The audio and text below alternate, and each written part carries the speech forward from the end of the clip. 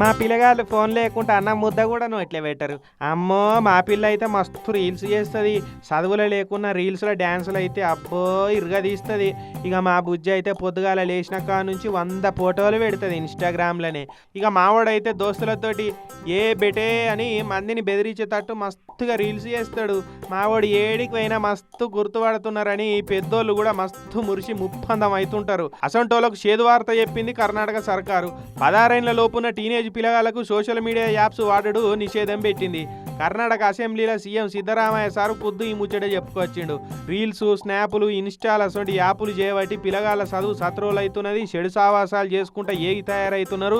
చదువులు అటకెక్కించి ధమాకులు పాడు చేసుకుంటున్నారు. అందుకే పిల్లగాళ్ళ మంచి కోసం సోషల్ మీడియా వాడకం బంద్ చేస్తున్నామని చెప్పుకొచ్చిండు. అన్నట్టు ఇదే బాటలో ఏపీ, తెలంగాణ సర్కార్లు కూడా నడుస్తున్నాయి.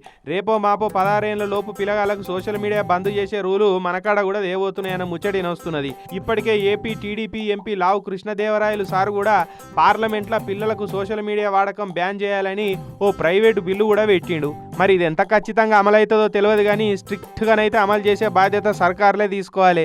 ఇటు ఇంట్లో తల్లిదండ్రులు కూడా పిల్లగాళ్ళకి గట్టిగా చెప్పుకోవాలి. తొందరలోనే 90 డేస్లో 13 సంవత్సరాల లోపల ఉండేవాళ్ళు సోషల్ మీడియాకు అందుబాటు లేకుండా చేసే కార్యక్రమానికి శ్రీకారం చుడతాం.